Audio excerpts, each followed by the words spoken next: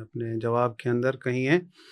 پہلی بات تو یہ ہے کہ خوارج جو ہے کسی صورت شیعہ نہیں تھے۔ اچھا، وہ لوگ تھے جس طرح سے گزشتہ خلفاء کو انہوں نے مانا اور بعد میں جب امیر المومنین خلیفہ بنے اس طرح سے مانا۔ جس کانسیپٹ میں ہم شیعہ تسلیم کرتے ہیں اس کانسیپٹ سے انہوں نے نہیں مانا تھا، کہ وہ یہ سمجھتے تھے کہ یہ خلیفہ ہوئے ہیں تو ان کی جو ہے اطاعت ہے اور اطاعت واجب ہے اور اس پر عمل کرنا ہے، اور اس طرح سے جس طرح گزشتہ خلفاء تھے ان کی بات کو ماننا ہے، ایک ہی چیز۔ میں حافظ صاحب یہ نہ سمجھے گا کہ مفتی صاحب کی تائید کر رہا ہوں، لیکن یہ شخص جس نے حضرت علی کا قتل کیا، یہ ابن ملجم، یہ خوارج تھا اور یہ پہلے شیعہ میں تھا نا؟ نہیں، شیعہ میں نہیں تھا۔ یہ ساتھ ہونا الگ چیز ہوتی ہے، شیعہ ہونا الگ چیز ہوتی ہے۔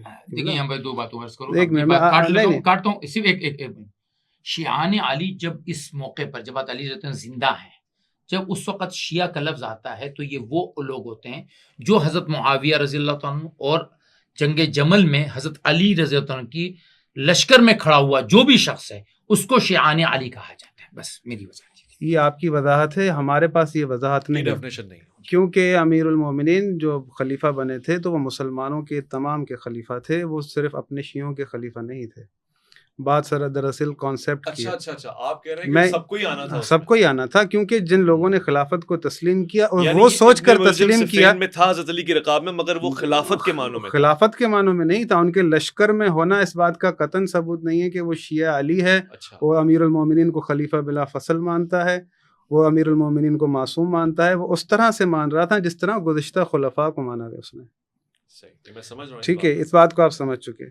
دوسری جو یہ خوارج کا معاملہ ہے تو ان کی پیشن گوئی رسول خدا نے کی تھی کہ ایک شخص آیا، رسول خدا مال غنیمت تقسیم کر رہے تھے تو اس نے جو ہے نا نادیبہ الفاظ کہے، رسول خدا سے کہا کہ اے محمد انصاف کرو انصاف، تو رسول خدا نے کہا کہ میں اللہ کا رسول اگر انصاف نہیں کروں گا تو کون کرے گا؟